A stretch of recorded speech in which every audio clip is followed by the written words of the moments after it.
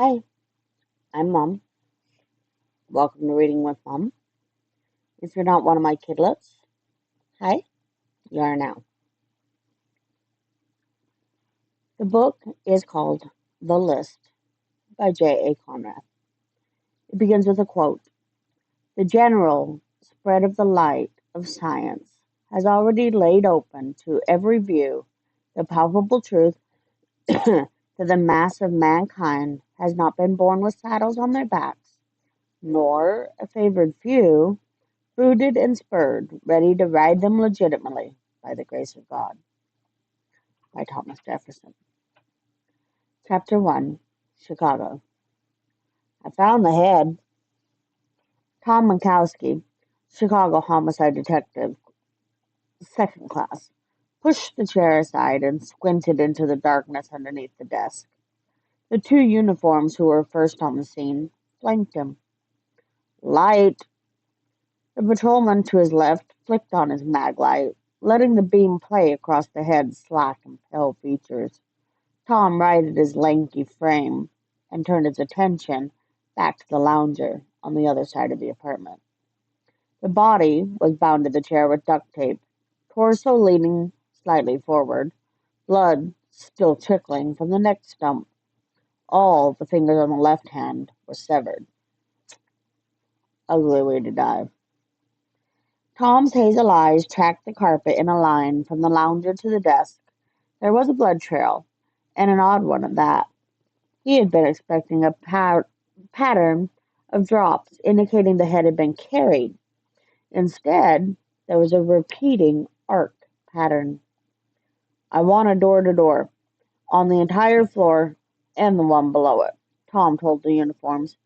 And sweep the alley and check all the dumpsters. Wear gloves. Not anymore. Oops, sorry. We're off duty in 20 minutes. Not anymore. Check the dumpsters in the 2-block radius. There's no way the perp left this apartment without getting blood on him. Maybe he ditched clothes or a weapon. Call the district and get 4 more guys to help. On my authority. You can put in an overtime request tomorrow morning when you give me the reports. They headed for the door, grumbling. Hold on. Other than the front door, did you touch anything when you arrived? Nah. The superintendent opened the door. We saw the Vic and called it in.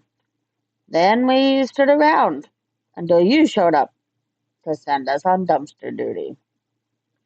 You didn't turn off the TV or a stereo? The first guy adjusted his cap. Oh, yeah, I did. The CD player was cranked up all the way. Some classical crap. Make sure that's in the report. Tom dismissed them and turned his attention back to the body. Forcing detachment, he examined the wound to the neck. There were no tears or ragged edges in the skin, just a continuous, smooth cut. Tom had never seen anything like this before. Morning, Tommy. Coffee? Detective Roy Lewis entered the apartment and handed his partner a styrofoam cup with a gas station logo on it. At 6'2", Roy was the same height as Tom, but that was their only shared trait. Roy was black, bald, with broad shoulders and a round face sporting a thick mustache. Tom was white to the point of pale, thin and angular, with sandy hair that was a touch too short for a ponytail. Roy's jacket was dotted with droplets, some of them still snowflakes. It was the first week of April, but winter didn't seem to know that yet. Why is it when I buy coffee at Starbucks and when you do it's Phillips Petroleum? 'Cause I'm a cheap bastard. What do we got here? Vic is a male Caucasian, name of Thomas Jessup. Woman in the apartment below called 911 because blood was dripping through her ceiling. Roy grimaced at the body, then took a sip from his cup. Where's the head? It rolled under the desk. I think the perp used some kind of sword. One cut. Clean. Not that clean. Tom's stomach did a slow roll. Though he had been in homicide for 6 years, he still wasn't comfortable around bodies, especially the messy ones. One bad coffee made the nausea even worse. Tom stuck out his tongue and fingered off a line of coffee grounds, not wanting to contaminate the scene. He wiped the dregs in his shirt pocket. This is like drinking sand. Yeah, it looked awful. That's why I got me a Coke. So, what's up with the fingers? Tortured. Perp took them off one at a time, then used twist ties to stop the bleeding. Music was up loud, so no one heard the screams. Who was this poor guy? Make someone want to cut off his fingers and lop off his head. Let's find out. Tom choked down the rest of his coffee and put the cup in his jacket pocket. Then he snapped on a pair of latex gloves. His partner did the same. While they tossed the place, several techies showed up and began to take pictures and collect samples. The ME arrived shortly thereafter, formality making him take the pulses. Corpse pulse. Should we start CPR? Roy asked. The medical examiner ignored him. Tom took the bedroom, and after a few moments of poking through drawers, found out that Thomas Jessup worked at the main branch of the Chicago Public Library. Check stubs put his standard of living at slightly more than average. A bank statement revealed only a few hundred in savings, but bills were paid in full and on time. The heat kicked on automatically, blowing around the strong smell of violent death. Tom checked out the bathroom, and after a thorough search, he bent over the sink and splashed some water onto his face. Sorry, my oxygen was off last night. I know it's making me sound nasally, and I apologize for the yawning, but hey, this is Mom. The coffee felt like acid in his gut. Afterwards, he joined Roy in the kitchen. Anything? The guy was a Boy Scout. No booze, no smokes, no drugs, no fatty foods in the fridge. A ton of books, not one of them with dirty pictures. What'd he do? Librarian. Figures. You find the girl stuff? Nope. He had a girlfriend. They weren't intimate, at least not here. No women's clothing, no extra toothbrush. Found his wallet on the computer. $60 inside. Poor guy just turned 30. Hey, ain't your big 3-0 coming around this week? Tom frowned. Thanks for the reminder. He looked in the cabinet under the sink and found half a bag of garbage bags, half a box of garbage bags. They were the more expensive brand with the built-in handle. No twist tie needed. The perp must have brought them on his own to the scene. The twist ties that were around the fingertips. An earlier check of the front door didn't show any signs of a break-in. Someone Jessup knew and let inside? Tom went back into the living room. The asses and elbows atmosphere of a murder investigation was in full swing, with almost a dozen professionals stepping over each other to do their jobs. A guy with a portable vacuum picked up the hairs and fibers. A woman dusted for prints. A team armed with a spray bottle and an alternate light source illuminated blood droplets on the ceiling. All while a crime scene photographer snapped away and another techie videotaped everything. In the center of the action, the medical examiner, a pale, thin, cadaverous-looking man named Phil Blasky, was orchestrating the removal of the body. The duct tape was carefully unwound, cut into 1-foot strips, and bagged. It would be examined back at the lab. A stretcher, complete with body bag, was wheeled in. Once the body was freed from the chair, 2 cops, donning plastic ponchos, lifted it onto the cart. Now, this is interesting. The ME was bent over the legs,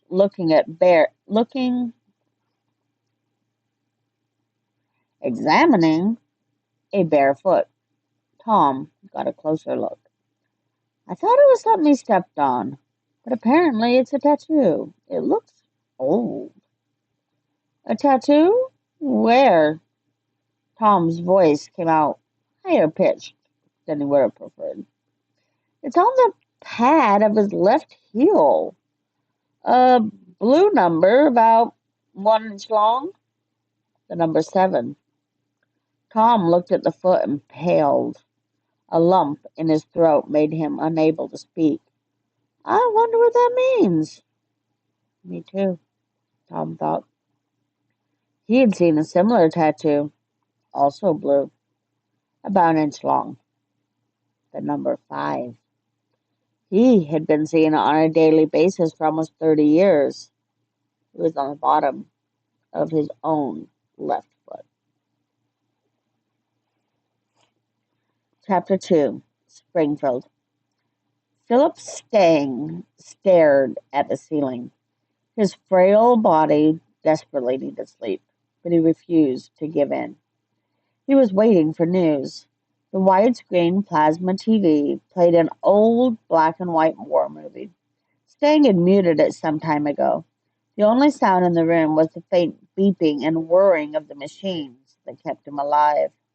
He lifted a pale hand to scratch his nose, then shifted on the bed from his one bad side to his other bad side. The pain moved in unison. Senator, the voice startled him, even though the volume on the intercom was set low. Yes, Jerome, your son is on the phone. Stang picked up the receiver. It was cold and heavy. When he spoke, though, his voice did not betray the weakness or exhaustion he felt. It's 2 in the morning. You couldn't call sooner? Sorry, Dad. There's been some, complications. Jessup is dead. Did he know about the others? He knew a few, but was only in contact with one of them. We put Jack on it. How about the girl? Haven't heard anything yet, but with Jessup, there may be a little snag. The detective in charge of the case is Tom Mikowski. If Stang had a sense of humor, he might have laughed at the irony. It doesn't matter. He'll be dead before he learns anything. It won't interfere with Project Sunrise. Call when you hear about Joan. Stang hung up, not bothering to listen to his son's response. He shifted his attention back to the ceiling, waiting. He was good at waiting. For more than 3 decades he had been biding his time, but a lifetime of patience would be rewarded within the next few days. It was somewhat unfortunate that millions of people had to die to make it so. Chapter 3. Los Angeles. Joan de Villiers looked at her beeper and noted the number. Marty. She called him on her cell phone. Joan! You're impossible to get a hold of. Left my cell in the car. She turned down Santa Monica Boulevard and pulled alongside of a limo. The windows were tinted, tinted, and impossible to see into, but Joan waved and blew a kiss. Never knew who it might be. Did you check your email? Not yet. I've been on location all day. Ridley and Tom were having an argument. Anything serious? Everything is serious on a 100 mil pitcher. The gaffer has hemorrhoids and it's serious. What's with the email? It was from me, telling you to check your voicemail. Joan sighed. Have you read the latest, Marty? How cellular phones are linked to brain cancer? I can actually feel the tumor growing in my head right now. I'll buy you a lead hat, hun. Check your voicemail and call me back. Marty hung up. Joan punched the gas to the jag to blow through a yellow light, and then hit the speed dial for her voicemail. She rested the phone in the caddy to play it on her speaker. Sorry, I'm trying to get this camera to center. You have 6 calls. Beep. Joan, Bill, at Paramount. I talked to Peter. Expect a call. Beep. This is Marty. Has Peter from Paramount called you yet? Beep. Joan, this is Peter at Paramount Studios. I'm greenlighting the project. The contracts are being sent over. I look forward to working with you. Beep. Joan, Max. Sorry, I forgot. This is the boyfriend. Joan, Max. The reservation is at 9. Call if you need directions to Carmichael's. Looking forward. Beep. It's Marty again. Where are you? Have you been kidnapped? If you have been, let's negotiate for the option. Did Peter call? Beep. Joan de Villiers. Joan squinted at the phone. She didn't recognize this voice. I have scheduled your tattoo removal for tonight at your place. Tattoo removal? Who was this? Expected to be painful. Very painful. See you later. You have no more messages. A horn blared and Joan swerved out of incoming traffic. She pulled over to the curb, her heart racing. Joan only had one tattoo, and she was certain no one in L.A. knew about it. Even on the rare occasions that she brought a man home, none had found any reason to examine the bottom of her left foot. The phone rang, and Joan jumped in her seat, banging her head on the roof of the Jag. She hesitated, then hit the speaker. Joan, Marty, isn't it fabulous? Paramount bought it. Fabulous, Marty. You're going to be producing 2 blockbusters at the same time. Aren't you excited? Joan, why aren't you excited? Marty, did you know I have a tattoo? No, I didn't. How modern, primitive. When was the last time I changed my cell number? Last month, right? I don't remember. Sounds right. How many people do you think have it? I don't know. This is Hollywood, dearest. You want people to pass around your number. What's wrong? Peter did make the offer, right? Joan rubbed her eyes. Perhaps she was overreacting. It was probably a prank call. Or a wrong number. Or this being Hollywood, some kind of clandestine, high-concept movie pitch. I'm just being paranoid, Marty. Yes, I'm excited. I'll call you tomorrow. Night, hon. Joan pulled down the sun visor and checked her eyeshadow. It hadn't smudged. She finger-combed her short blonde hair and debated changing into evening wear for her date. But the idea of going home alone made her nervous. Oh, I'm being ridiculous, she thought.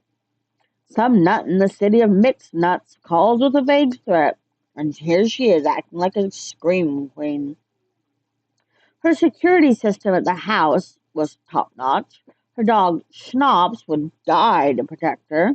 She carried pepper spray, and, most important of all, Joan was a second dan black belt in karate. Any freak who tried to mess with her would have his hands full. She wove back into traffic and was on her way home 20 minutes later. Joan's house was of a moderate size, tiny by Beverly Hills standards, but more than enough space for her. It was nestled away in a small enclave of trees, the last lot on a tiny wooded hill. Private, quiet, a complete about-face from her high-powered job. The occasional visitor was surprised to find the interior warm and rustic, rather than harsh lighting, leather couches, Picasso lithos, and a bowl of cocaine on the bar. Joan had decorated like Banana Republic. Remember right, that's a store in the mall. Lots of like surfer dude kind of outfit vibe, but I'm not sure. The only thing chic about the place was her jacuzzi, and even that was trimmed in cedar. She hit the access code on her remote, and the garage door opened. In her mind, she went through the gowns. Max had already seen the Versace. Perhaps the Christian Dior? The same dress had been worn by Jodie Foster at some awards ceremony. She and Jodie wore the same size, though Joan would have bought the dress no matter how big or small it was. It was black, classic, and simply stunning. Joan parked and closed the garage door behind her. She entered the house using the keypad entrance and then quickly reset the alarm. Preoccupied with what she was going to wear, it took Joan a moment to realize something was wrong. Schnapps. A month ago, she had bought the German Shepherd from the best handler in California, a trained guard dog, but a lovable one at that. He normally greeted her at the door. Joan's mind raced. Is he sleeping?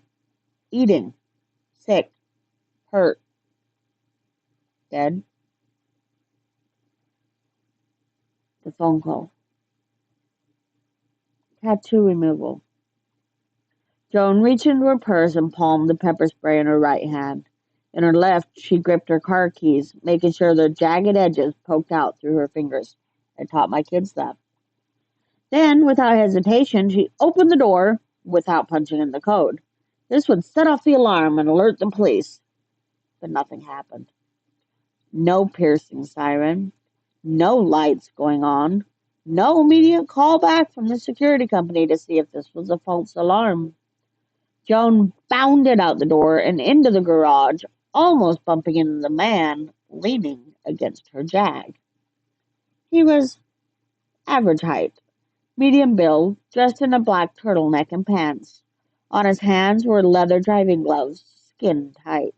He had deep green eyes and a meticulous black goatee that came to a point on his chin. Joan forced back the shock and assumed a defensive position. Kind of a giveaway there, lady. I don't know. The man didn't appear to be armed. He smiled at her. Hello, Joan. She attacked. In 2 steps she was on him, lashing out at the invader's face with her keys. He ducked away and sidestepped her, using her momentum to throw her against the car. Joan absorbed the impact with her shoulder and spun, spraying mace in an arc as she turned. He got inside of her arc and grabbed her around the waist. Well, aren't we feisty? His breath was garlic and peppers. She jerked back her head and smashed it against his face, and then threw a roundhouse left that buried her ignition key in his bicep. He stumbled backwards, bleeding from 2 places, and Joan twisted out of his grip and ran into the house, locking the door behind her. The phone was dead. Her cell was in the car. $8,000 worth of goddamn security. Quick choice. Fight or run. He was stronger, outweighed her, smart enough to disable her dog and her security system. Run. Joan kicked off her heels and headed for the kitchen. She grabbed a paring knife from the butcher's block on the counter. Resting on a mat by the patio door were her jogging shoes. Ears cocked, she slipped them on without bothering to tie the laces.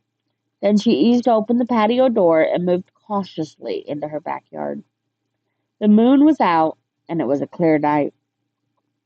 Joan sidestepped her garden and headed to the back of the house. She decided to cut through the woods and head for the neighbors. She found her dog when she rounded the corner. In the shadows, she first thought Schnapps had been hung. Moving closer, Joan realized he had been speared on a big stick which had been driven into the ground. Her mouth opened, but she couldn't draw a breath to scream. To her left was an even bigger stick with a ladder set up next to it. "That one is for you," a voice from behind her. "Let's see if it fits." Joan ducked a shoulder and rolled towards the incomer, coming up in a kick to his chest. He caught her foot and twisted. To avoid a broken ankle, Joan flipped with the twist and wound up on her back, her head swimming. "Don't you want to know who I am?" The last one had so many questions. I answered all of them in the 16 hours it took him to die. He removed a cloth and a small bottle from his pocket. In the moonlight, the blood trickling from his nose looked like motor oil. "I'll give you a choice.